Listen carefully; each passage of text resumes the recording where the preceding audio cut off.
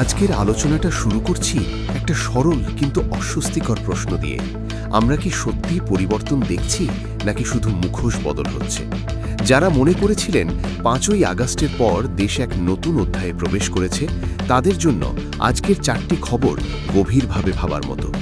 রাজনীতির মাঠে একটা পুরনো প্রবাদ আছে, নদীর স্রোত বদলায় কিন্তু স্রোতের অভ্যেস বদলায় না।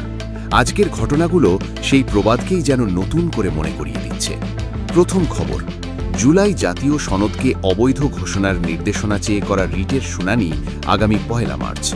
এই সনদ অনেকের কাছে কেবল একটি কাগজ নয়, এটি একটি প্রতীক, একটি স্মারক, একটি রাজনৈতিক ম্যান্ডেটের প্রতিফলন। রাষ্ট্রবিজ্ঞানের ভাষায় একে বলা যায় সিম্বলিক লেজিটিমেসি বা প্রতীকী বৈধতা, যেখানে কোনো দলিল আইনি কাঠামোর বাইরে গিয়েও মানুষের আবেগ ও নৈতিক সমর্থনের মাধ্যমে শক্তি পায়। এখন প্রশ্ন হলো, এই প্রতীকী বৈধতাকে যদি আদালতের কাঠগড়ায় তোলা হয়, তবে সেটি কি কেবল আইনি বিতর্ক থাকবে, নাকি বৃহত্তর রাজনৈতিক পুনর্বিন্যাসের অংশ? সমাজবিজ্ঞানে একটি ধারণা আছে, ইনস্টিটিউশনাল রিঅ্যাসারশন বা প্রাতিষ্ঠানিক পুনর্প্রতিষ্ঠা, যেখানে পুরনো ক্ষমতা কাঠামো নতুন পরিস্থিতিতেও নিজেদের কর্তৃত্ব ফিরিয়ে আনতে সচেষ্ট হয়। জুলাই সনদ নিয়ে আইনি টানাপোড়েন সেই প্রক্রিয়ার ইঙ্গিত কিনা, সেটাই এখন আলোচনার বিষয়। দ্বিতীয় খবর, 2024 সালের ছাত্র জনতার আন্দোলনের সময় পুলিশের স্থাপনায় হামলা ও পুলিশ হত্যার বিচার হবে বলে স্বরাষ্ট্রমন্ত্রীর আশ্বাস। আইন সবার জন্য সমান, এটি গণতন্ত্রের মৌলিক নীতি। কিন্তু এখানে যে প্রশ্নটি উঠে আসে তা হল সিলেক্টিভ অ্যাকাউন্টেবিলিটি বা নির্বাচিত জবাবদিহিতা।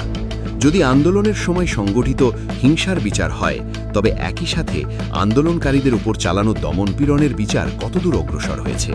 রাষ্ট্রবিজ্ঞানে এটিকে বলা হয় ন্যারেটিভ ফ্রেমিং, অর্থাৎ কোন ঘটনাকে কিভাবে ব্যাখ্যা করা হবে সেটি নিয়ন্ত্রণ করাই রাজনৈতিক শক্তির অন্যতম হাতিয়ার।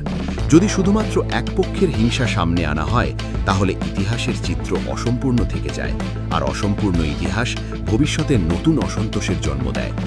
তৃতীয় খবর, পিলখানায় খুন হওয়া সেনা অফিসারদের প্রতি শ্রদ্ধা জানাতে গেছেন প্রধানমন্ত্রী তারেক রহমান। সঙ্গে ছিলেন রাষ্ট্রপতি শাহাবুদ্দিন চুপ্পু, যিনি শেখ হাসিনার সময় নিয়োগপ্রাপ্ত। রাজনীতিতে প্রতীকী উপস্থিতি অনেক বড় বার্তা দেয়। সমাজবিজ্ঞানে একে বলা হয় সিম্বলিক পলিটিক্স, যেখানে কার সঙ্গে মঞ্চ ভাগ করা হচ্ছে সেটিই হয়ে ওঠে বার্তা। প্রশ্ন উঠছে, এটি কি জাতীয় ঐক্যের প্রচেষ্টা, নাকি রাজনৈতিক সমঝোতার ইঙ্গিত? বিরোধী কণ্ঠগুলো বলছে এটি একটি এলিট কম্প্রোমাইজ বা ক্ষমতাসীন এলিটদের আপোষ, যেখানে মতাদর্শগত বিরোধ সত্ত্বেও ক্ষমতার ভারসাম্য রক্ষায় সমঝোতা হয়। আবার কেউ কেউ বলছেন এটি কৌশলগত বাস্তবতা। ইতিহাস বলে, রাজনীতিতে স্থায়ী শত্রু বা বন্ধু নেই, স্থায়ী থাকে স্বার্থ। চতুর্থ খবর, নতুন চিফ প্রসিকিউটর আমিনুল ইসলাম জানিয়েছেন, আন্তর্জাতিক অপরাধ ট্রাইব্যুনালের রায় হওয়া মামলাগুলো নতুন করে বিশ্লেষণ করা হবে।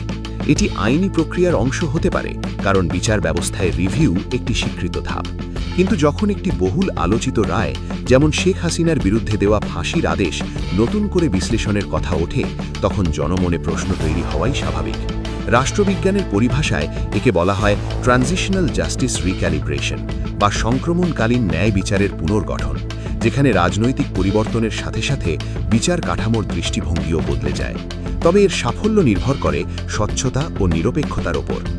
এই 4টি ঘটনাকে একসাথে রাখলে একটি বড় প্রশ্ন সামনে আসে, এটি কি রাজনৈতিক পুনর্বিন্যাস, নাকি আদর্শিক অবস্থান পরিবর্তন?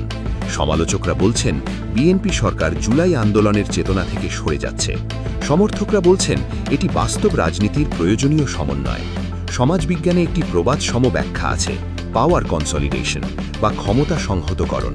ক্ষমতায় টিকে থাকতে গিয়ে দলগুলো প্রায়ই নিজেদের অবস্থান নমনীয় করে। বাংলা প্রবাদে আছে, যে গাছে ভর করে উঠি সে গাছ কেটে ফেললে পড়তে হয় নিজেকেই। যদি কোনো সরকার জনগণের আন্দোলনের শক্তির ওপর ভর করে উঠে আসে, তবে সেই আন্দোলনের চেতনাকে অবমূল্যায়ন করা রাজনৈতিকভাবে ঝুঁকিপূর্ণ। আবার এটাও সত্য, রাষ্ট্র পরিচালনা কেবল আবেগ দিয়ে হয় না, লাগে কৌশল, সমঝোতা ও বাস্তবতার হিসাব।